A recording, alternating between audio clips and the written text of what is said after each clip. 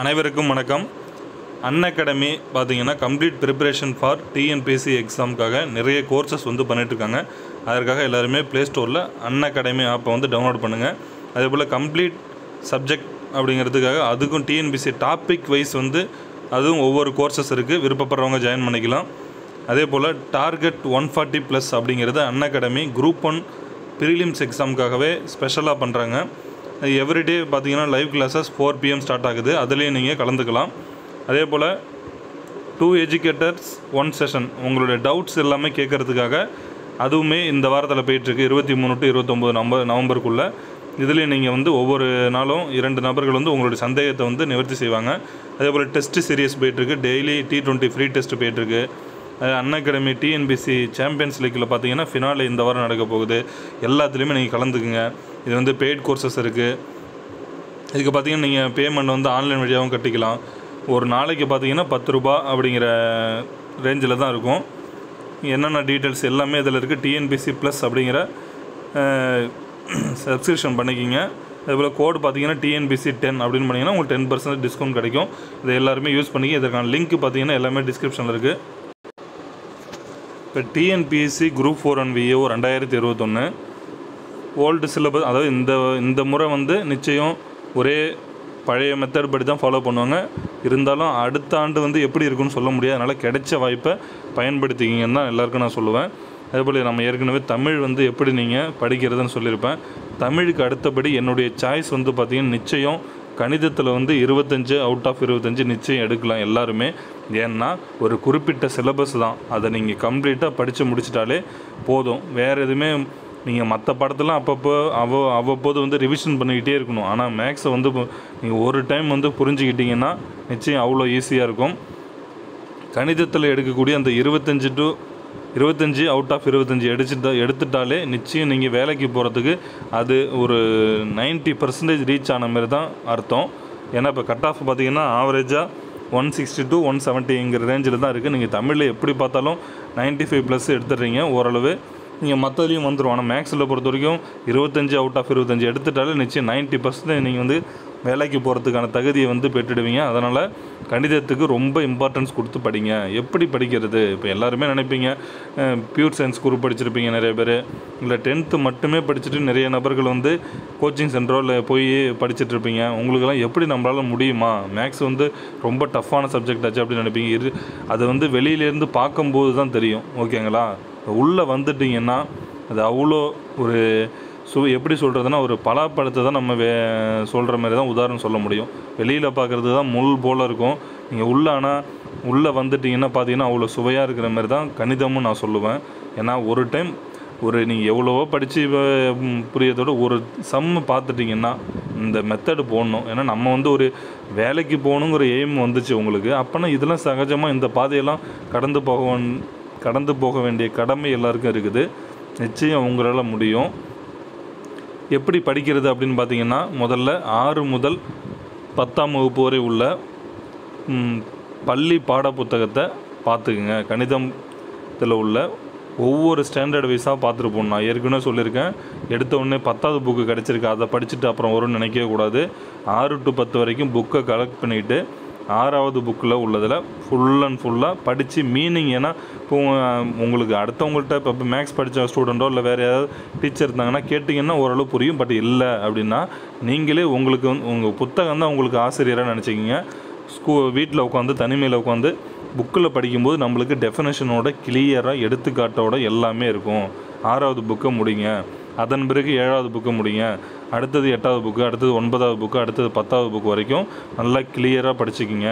11th 12thலேருந்தும் ஒரு சில question வந்துட்டுருக்கு. பட் ஆனால் அது ஆசிரியர் தகுதி தேர்வில் தான் கேட்குறாங்க. நீங்கள் 10th வரைக்கும் ஓரளவு எல்லாத்தையும் படிச்சிங்க.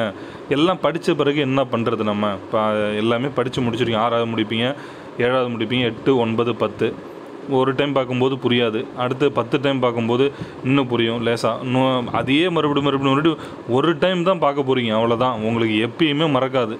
தனி வெட்டியாக இந்த ஃபார்முலா நம்மளுக்கு மறக்காது. ஓகேங்களா?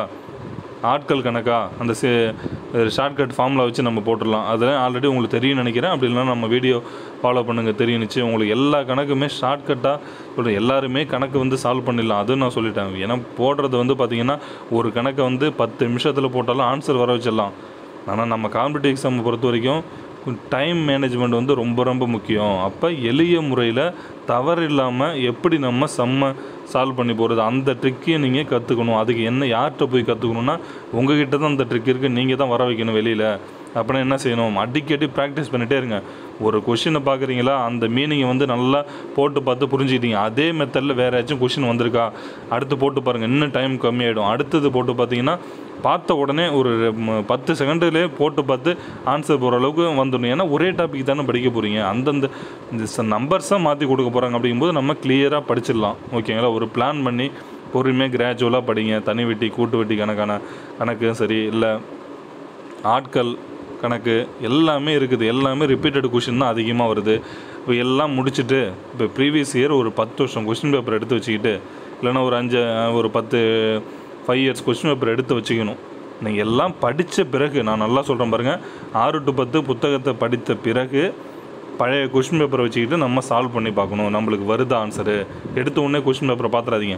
Full and full work out பண்ணி பார்த்து முடித்த பிறகு ஓரளவு உங்களுக்குள்ளே திருப்தியாக இருக்கணும். ஒவ்வொரு டாபிக் வைஸு நம்மளுக்கு திருப்தியாக இருக்குப்பா, எல்லா சம்மும் பார்த்துட்டோம். ஓரளவு 10 மார்க் இருக்கிற மாடல்லாம் விட்டுருங்க, அதெல்லாம் கேட்க மாட்டாங்க. உங்களுக்கே தெரியும், டிஎன்பிஎஸ்சி சிலபஸே வெப்சைட்டில் போய் பார்த்தீங்கன்னா இருக்குது. அதில் என்னென்ன டாபிக்ஸ் நம்மளுக்கு இருக்கோ அதை மட்டும் நீங்கள் பார்த்தா போதும். நீங்கள் 5 மார்க்கோ 10 மார்க்கு அதெல்லாம் தேவையே கிடையாது.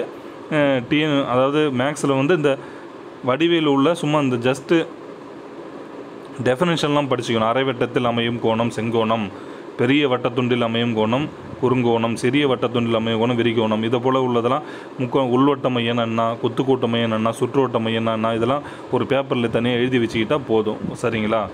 அதேமாதிரி இந்த எந்த கால்பகுதி அமையும் எல்லாமே நம்மளால் முடியுங்க. உங்களுக்கு யாருக்கும் நீங்களாவே ட்ரை பண்ணுங்கள். யாரும் உங்களுக்கு சொல்லித்தரத்துக்கு ஆகலனாலும் பரவாயில்ல, நீங்களே உட்காந்து மறுபடி புக்கு தான் உங்களுக்கு ஆசிரியர்னு சொல்லிட்டேன், மறுபடியும் போட்டு பாருங்கள், நிச்சயம் வந்துடும். அதே போல் ஆப்டிடியூட் மேத்தமெட்டிக்ஸ் கேட்டாங்கன்னா நீங்கள் அதுக்கு வந்து என்ன தனியாக புக்கு வாங்கணுமா, ஆர்எஸ் அகர்வால் புக்கு வாங்கணுன்னா எங்கேயும் ரேட்டு போகுமா, கிடைக்குமா, அதில் பார்த்தாலும் புரியாதே, இங்கிலீஷ் வெர்ஷனில் இருக்குது, அதெல்லாம் வேணும். எந்த விதமான புக்கும் தேவையில்லை. ஆர்எஸ் அகர்வால் புக்கில் யூஸ் பண்ணுற ஃபார்முலா எல்லாமே 9th மேக்ஸ் புக்லேயே மோஸ்ட்லி இருக்குது. சரிங்களா? ஏதோ 1-2 சம்முக்கு மட்டும்தான் தேவைப்படும். இருந்தாலும் அதுக்காக நீங்கள் வாங்க தேவையில்லை. ஸ்கூல் புக்கை முழுமையாக இயற்கணிதத்தில் உள்ள formula a³ + b³ a³ - b³ ஒவ்வொன்றும் எந்த வடிவில் நம்ம எழுதலாம் அப்படிங்கிறதெல்லாம் நல்லா ஒரு பேப்பர் போட்டு எழுதி வச்சுக்கிட்டிங்கன்னா அதில் வந்து நீங்கள் அந்த ஃபார்முலா ஞாபகம் இருந்தாலே சிம்பிளிஃபிகேஷன் பண்ணி போடுற மாதிரி தான் வரும். சரிங்களா? நீங்கள் இப்போ பார்த்தீங்கன்னா க்யூப்லாம் நிறையாவுக்கு பெருசாக கொடுப்பாங்க. அதில் நீங்கள் ஃபார்முலா அப்படி தான் போகணும். நீங்கள் 3 times மல்டிப்ளை பண்ணிட்டு இருந்தீங்கன்னா போடவே முடியாது, டைம் போயிடும்.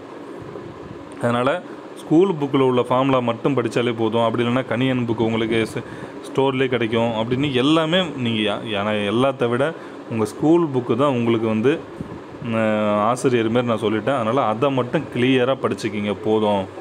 அப்படி உங்களுக்கு ஏதாவது சந்தேகம் இருந்தால் ஆப்டிடியூட் மேக்ஸுமே எல்லாமே ஸ்கூல் புக்லேயே வந்துடுது.